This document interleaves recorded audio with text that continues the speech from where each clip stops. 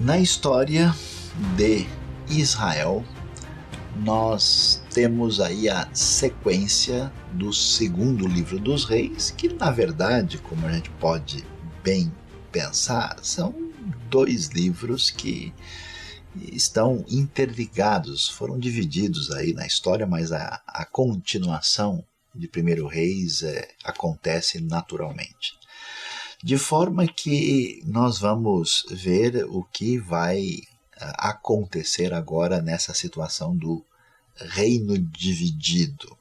Como nós vimos no final do capítulo 22 de Primeiro Reis, nós estamos no ambiente, na época do ministério do profeta Elias, e isso vai continuar. Agora temos 25 capítulos em Segundo Reis, e aí nós vamos ver o desfecho do ministério de Elias. Elias vai agora como uma pessoa muito especial. Lembre-se, não há nenhum profeta como Elias no Antigo Testamento. Por isso ele vai aparecer depois do Novo Testamento, alguém extraordinário. Nenhum profeta antes dele é igual nem depois. O seu sucessor vai ser extraordinário. E Elias, como é alguém realmente diferenciado, ele vai embora da nossa realidade de uma carruagem de fogo e deixa o seu manto para o seu sucessor, que é o profeta Eliseu, que está na mesma situação. A ideia bíblica é, agora que estamos no ambiente de apostasia, de afastamento total da fé, daquilo que envolve a adoração do Deus único que se revelou a Israel, o que se pode fazer? E a resposta divina é: Deus levanta gente extremamente marcada por poder e milagres e que são totalmente fiéis e batem de frente contra essa corrupção, que são exatamente Elias e Eliseu.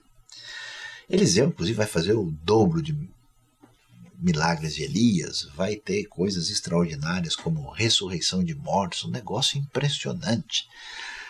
Só que temos que entender a lógica aqui. O que aconteceu com Israel? Israel tinha uma responsabilidade de dar o testemunho do Deus único às nações. O que eles fazem? Exatamente o contrário.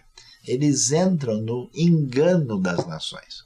Começam a cobiçar os seus deuses, até porque isso parece ser um negócio imediato, tem coisa concreta, e os deuses a gente pode ver, pegar, guardar em casa, parece que eles dão sorte e ajudam a ganhar alguma coisa amanhã. Então eles caem nesse engano. E ao fazerem isso, a pergunta é: será que está tudo perdido? Por isso tem uma história interessantíssima. Entre as várias que aparecem aí, em 2 Reis capítulo 5, nós temos a história de uma menina que, quando acontece a guerra, os arameus, os sírios, atacam Israel, ela é levada como uma serva, uma escrava, para a casa de um general estrangeiro chamado Naamã.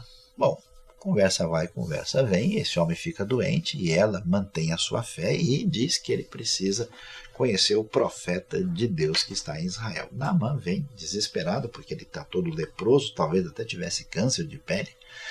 E Eliseu nem se preocupa muito, manda ele se lavar 7 vezes no Jordão, ele resiste, no fim acaba aceitando, vai lá e o homem sai completamente purificado, curado. E aí ele vai dizer a frase, que é a frase teologicamente importante do segundo livro de Reis, no início. Ele diz: agora eu sei que não há Deus senão em Israel, e aqui também está o seu profeta. Ou seja, quando parece que Israel perdeu o controle seguindo os deuses das nações, o vitorioso estrangeiro vai vir reconhecer que o Deus único é aquele que se revelou a Israel, isso através de uma menina que a gente não sabe nem o nome. Muito interessante. Então Eliseu vai ter o seu momento especial até o término propriamente dito do seu ministério, que ganha destaque em 2 Reis até o capítulo 8. E aí o livro então vai nos contar a caminhada da história, mostrando para nós como é que foram os reinados tanto no norte como no sul. E é interessante que existe uma avaliação de cada um dos reis. Nós temos a frase que o rei andou nos caminhos de Jeroboão, filho de Nebate, e, portanto, ele foi reprovado por Deus. Existe essa régua teológica. Ou ele andou nos caminhos de Davi, mostrando que o rei agiu em sintonia com a aliança. E aí nós vamos ver a decorrência histórica com um certo destaque importante no Reino do Norte para o 8º século depois dessa época, a época de Jeroboão II, muito importante. Ele reinou de 793 a 753 e é o pano de fundo do início do profetismo literário propriamente dito em Israel. E enquanto no sul nós tivemos o reinado do rei Uzias, uma época importante para entender a sequência da história, porque o Reino do Norte vai terminar sua história no final do século VIII e o Reino do Sul vai permanecer até o início do século VI. Preste atenção, vamos descobrir mais sobre o que nos ensina o segundo livro dos Reis. A Rádio Transmundial é um veículo de comunicação presente em 80% do planeta e que tem como objetivo levar as boas novas do Evangelho aos que não a conhecem, bem como dar crescimento e maturidade cristã àqueles que desejam servir a Deus de forma integral. Mais informações em www.transmundial.org.br. Transmundial, para todo mundo ouvir. A Faculdade Teológica Batista de São Paulo tem a satisfação de receber você para entrar em sintonia com a nossa ministração bíblica, ministerial e abençoadora, que vai fazer diferença em termos de educação teológica para a nossa vida. Fique em sintonia conosco, aprofundando-se na Palavra de Deus.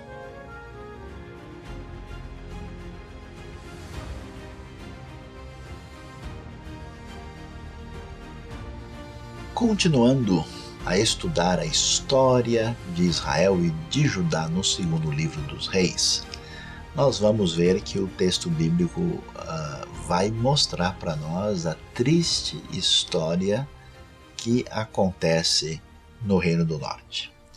A apostasia desse reino que vai sobreviver por uns 200 e poucos anos. No final do reinado de Jeroboão II, a coisa já começa, depois de uma época de prosperidade, a perder força e a realmente enfraquecer. E chega o momento em que o grande império assírio aparece na história. A gente ouve falar dos nomes, de Sargão, Tiglat-Pileser, Senaqueribe, são alguns dos nomes históricos importantes desse reino, e chega a hora que os assírios vêm e invadem e destroem o Reino do Norte. O Reino do Norte finalmente será conquistado pelos assírios no ano 722 a.C. A capital, que remonta lá à época de Onri, ela era a cidade de Samaria, que é destruída, que é conquistada. Inclusive acontece uma coisa tão emblemática, importante, que os assírios, no domínio que eles fazem, eles misturam os povos, e a partir daí vai dar a origem de um povo que é conhecido depois como os samaritanos. E esses israelitas acabam fugindo, sendo destruídos, aniquilados, e muitos acabam como refugiados no Reino do Sul. Mas a pergunta é, e como é que ficou a situação no Reino do Sul? Então, segundo Reis vai dar atenção especial para dois reis mais importantes na história, que são o rei Ezequias e o rei Josias. Porque são dois reis bons, piedosos, que estão ligados à aliança com Deus. Os dois fazem uma espécie de restauração e acabam combatendo todo tipo de desvio e de apostasia. E Ezequias vai ser extremamente importante. Ele vai ser rei entre 715 e 686, no final do 8º século e começo do 7º, e ele vai fazer um negócio muito especial. A época dele é de progresso e desenvolvimento. A gente lembra que Jerusalém duplicou na época de Davi para Salomão. Pois é, agora na época de Ezequias ela fica 5, 6 vezes maior do que ela era na época de Davi. Cidade muito ampla, ela cresceu, ela recebeu os refugiados, eles fizeram todo um muro de fortificação, e os assírios desceram para chegar a Jerusalém. Aí Senaqueribe veio preparado para conquistar a cidade. E a Bíblia nos conta esse relato em 2 Reis, também repete em Crônicas, em Isaías. E Ezequias foi muito, tanto espiritual como inteligente. Ele não fez aliança com a Síria, pela sua fidelidade a Deus. Ele trabalhou o coração do povo para manter a sua relação adequada com o povo ali em firmeza diante de Deus, e ao mesmo tempo ele mandou desviar um canal de água para que os assírios não tivessem acesso à água da cidade. E isso foi tão importante porque os assírios realmente não tiveram o que fazer quando chegaram, e ele também fortificou os muros de proteção, fez tudo o que se podia imaginar, e os assírios chegaram e não conseguiram conquistar Jerusalém. Milagre, isso hoje comprovado pela arqueologia, a grande vitória do rei Ezequias. E então, nesse momento a história muda, o reino de Judá permanece e Israel acabou. E eles então vão adiante, mas a coisa depois de Ezequias ainda vai complicar. Nós temos alguns reis ruins, mas entre eles, aí surge uma época importante do rei Josias, que foi rei de 640 a 609.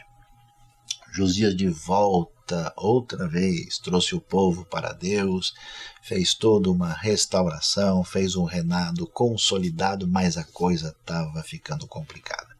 E os profetas estavam avisando isso, porque o poder assírio agora deu lugar para um novo poder mundial, que era a Babilônia. Os babilônios vieram e começaram a atacar a região, venceram a Síria, entraram no Reino do Norte, e o rei Josias entra numa batalha contra os babilônios no momento em que eles estão lutando contra os egípcios, e morre nessa batalha depois de um reinado tão especial de 31 anos bem sucedido. E aí é o fim do reino de Judá. Depois nós vamos ter outros reis ali que aparecem, como Joaquim, Jeoaquim, Zedequias, mas esses reis não conseguem, estão debaixo do poderio babilônico, e finalmente Zedequias se rebela e a Babilônia entra e destrói completamente a cidade de Jerusalém.